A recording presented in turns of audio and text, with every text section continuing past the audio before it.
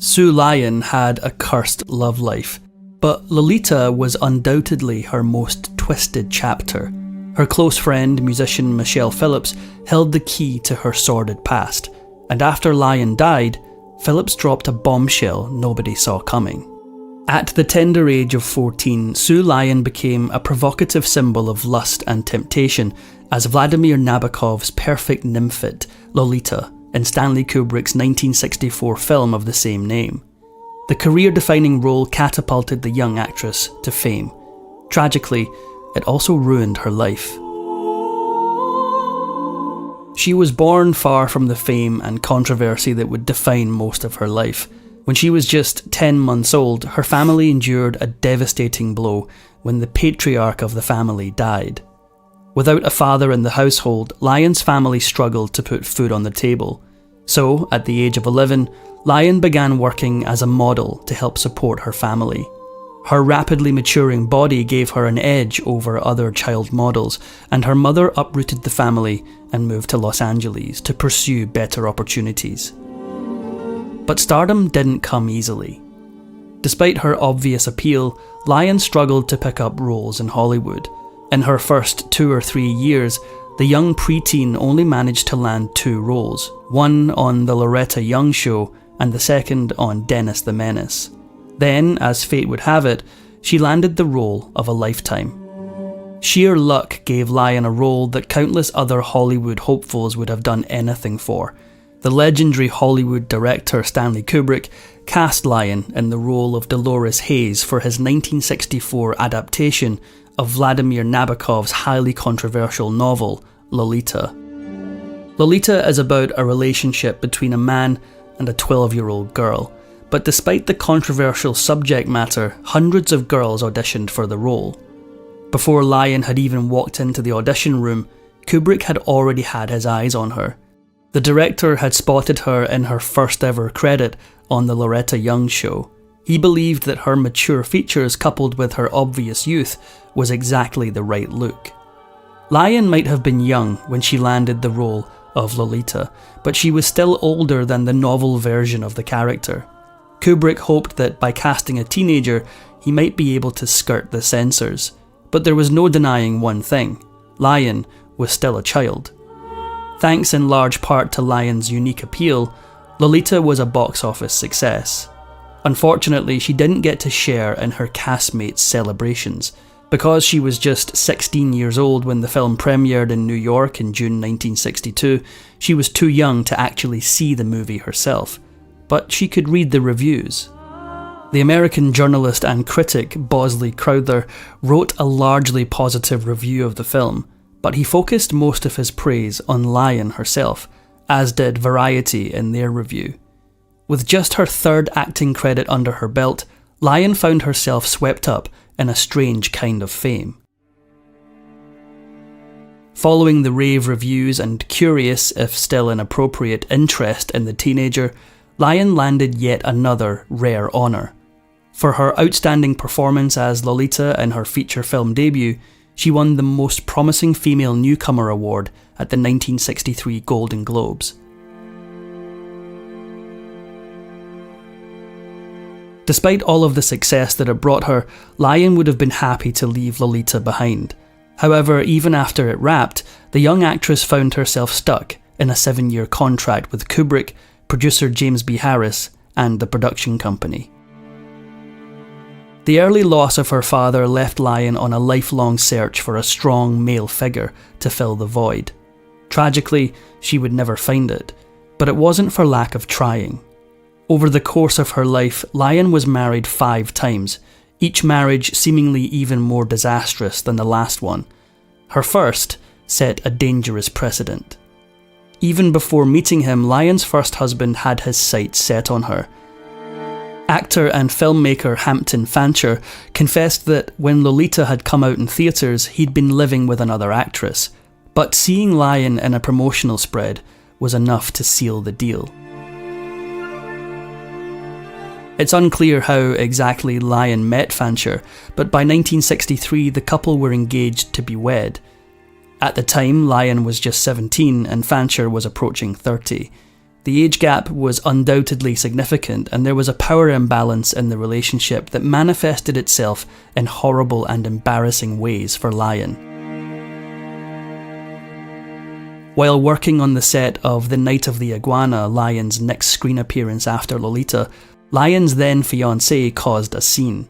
The possessive Fancher kept interfering with the film's production, forcing the director, John Huston, to ban him from the set. Huston, as it turns out, wasn't the only one giving Fancher the boot. Fancher explained that Lyon's post-Lolita years had been challenging for her as she grappled with fame as an object of male desire. But from the sounds of it, he did little to nothing to improve her situation, and ended up spending more time with his bohemian friends than with her. Not that he was any fun to be around anyway. At just 18, after a little more than a year of marriage, Lyon filed for divorce. In the proceedings, she accused Fancher of being hostile, belligerent, antagonistic, rude, and unpleasant. Shortly after the divorce, Lyon entered an age-appropriate relationship for the first time. She began dating the Scottish singer-songwriter Donovan. Their puppy love affair didn't last very long, and little information about it leaked out to the media, but it probably ended because of a personal tragedy in Lyon's life. As the youngest of 5, Lyon was the baby of the family, but her siblings had struggles of their own. Authorities in Mexico found her older brother James's lifeless body after he overdosed. Before he died, he appeared to have scrawled, "Sue, I love you," in the dust on the dashboard of a stolen car. Even though she was still under contract to Kubrick, Lyon managed to sign a 2-picture deal with the Italian actor Marcello Mastroianni. Unfortunately, while driving with him, she was in a car accident that damaged her knee and prevented her from appearing in the films. But there was another, more controversial theory. After Lyon cancelled her 2-picture deal with Mastroianni, rumours began swirling that it had in fact been Kubrick who nixed the project. She was, after all, still under contract to him. After appearing in films like 7 Women, The Flim Flam Man and Tony Rome, however, she was finally free of Kubrick. But without his backing, she never appeared in another A-list major motion picture again. She also sabotaged her own career with what she did next. Lyon had been unlucky in love, and after divorcing Fancher and breaking things off with Donovan, her heart took a much-needed break. However, in 1971, she stunned the world when she tied the knot with photographer and football coach Roland Harrison. Less than a year into their marriage, she was already pregnant with their daughter. But it was a scandalous relationship for one reason. Since her youth, Lyon had bleached blonde hair and presented the image of the all-American girl. Harrison, on the other hand, was a black man. In the prejudicial early 1970s, Lyon's and Harrison's interracial marriage caused backward-thinking Hollywood producers to raise their eyebrows and overlook Lyon for roles. Then she fell on hard times. Unsurprisingly, Lyon's marriage to Harrison didn't last. By 1972, the couple had called it quits. But Lyon was still pregnant, and because of her condition and besmirched reputation, she couldn't find work in Hollywood. In a tragic twist to her story, Lyon found herself working as a waitress. Out of love, or more likely out of desperation, Lyon married once again in 1973. This time, she tied the knot to one Cotton Adamson. However, the couple's nuptials were anything but conventional. In fact, if her previous marriage had raised eyebrows, then this one had everyone raising the alarm. At the time of their marriage, Adamson was behind bars, serving a 40-year sentence for second-degree murder. Lyon still said "I do" in a prison ceremony. In a move that shouldn't have surprised anyone, Lyon divorced Adamson just 1 year after they wed. She left no mystery as to the reason for her decision. "I've been told by people in the movie business, specifically producers and film distributors, that I can't get a job because I'm married to Cotton. Therefore, right now, we can't be married." Unfortunately, the damage was done. There was nothing she or anyone else could do to elevate her to the levels of fame she had following Lolita. By the end of the 1970s, her career had taken a total nosedive, and she appeared almost exclusively and Z-list sci-fi movies. Lyon had all but given up on love when, in 1983, she married Edward Weathers. However, true to form, the marriage lasted about as long as the runtime of one of her Z-list movies. By 1984, Lyon had divorced husband number 4. And she didn't waste much time getting on to number 5. Months after divorcing Weathers, Lyon moved on to her next romantic conquest. This time, however, she actually seemed to have found something resembling love. In 1985, she tied the knot to engineer Richard Rudman. The marriage lasted 17 years, a lifetime for Lyon. Nevertheless, it did end in divorce. In a 1996 interview, she explained why she was fundamentally incapable of finding the kind of love she needed to make a marriage last. "My destruction as a person dates from that movie. Lolita exposed me to temptations no girl of that age should undergo." She even dropped a hint about who to blame in that tell-all interview.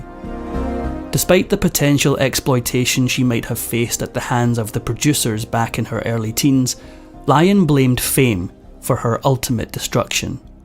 "I defy any pretty girl who is rocketed to stardom at 14 in a nymphet role to stay on a level path thereafter." Years later, Lyon's daughter revealed just how damaged her mother really was. Nona Harrison, Lyon's daughter with her second husband Roland and her only child, made a devastating revelation to the media after her mother's death. Sue Lyon had bipolar disorder, and her health only deteriorated from there. By 1980, Lyon had made her final screen performance in the low-budget independent horror film Alligator. After announcing her official retirement from acting, she largely disappeared from the public eye. She spent the rest of her life trying to pick up the pieces of her broken self that fame had smashed. But it was too late. On Boxing Day in 2019, at the ripe old age of 73, Sue Lyon breathed her final breath. Her friends and family declined to provide a specific cause for her death, but stated that she had been quite ill for some time. But this wasn't the end of Lyon's story. After her passing, scandalous allegations about the filming of Lolita bubbled to the surface. Enter Michelle Gilliam. Shortly after moving to California, Lyon had become friends with Michelle, herself a precocious young lady who was just 2 years older than Lyon. Gilliam would go on to fame as Michelle Phillips, a member of the pop music quartet the Mamas and the Papas. The two young and beautiful teenagers confided everything in each other. However, years later, Phillips made shocking revelations about some of Lyon's darkest secrets. In a 1962 interview on German television, Lyon stated that she had read Lolita with her mother after landing the role of the titular character. According to Phillips, though, that was a lie meant to whitewash the questionable truth. Phillips claimed that she had been the one who introduced Lyon to the mature subject matter of Lolita a year prior to her audition for the role. More shocking revelations had everyone questioning what really happened on the set of that film. Shortly after Lyon died, Phillips made another jaw-dropping confession. She claimed that her dearly departed friend had lost her virginity to none other than Lolita producer James B. Harris. The truly shocking part of the revelation was not so much that Lyon had slept with Harris, but rather when.